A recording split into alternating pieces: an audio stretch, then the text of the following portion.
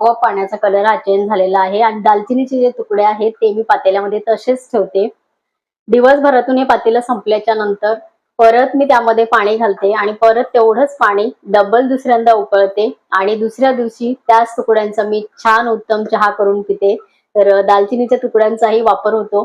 चहा ही 2 वेळेला मला पाणीही पिता येतं डिटॉक्स करून आणि त्यानंतर राहिलेल्या तुकड्यांचा त्या चहामध्ये अति उत्तम स्वाद येतो। तर डिटॉक्स वॉटर नक्की करा। मी चॅनलवरती रोज एक डिटॉक्स वॉटरची व्हिडिओ टाकणारच आहे। तर हे पाणी तुम्हाला कसं वाटतं? चवीला खूप छान लागतं। उन्हाळा सुरू झाला, डिटॉक्स वॉटर नक्की करून पाण्याचा कलर बघा। 1 ग्लास पाणी तर माझं ऑलरेडी इथे संपलेलं आहे आणि मस्त उकळून हे दालचिनी मी त्यातच ठेवलेली आहे। पाण्याचा फ्लेवर खूप छान येतो आणि पाणी आपण प्यायला जातो आणि डिटॉक्स वॉटर पिल्यामुळे डबल फायदे आहेत।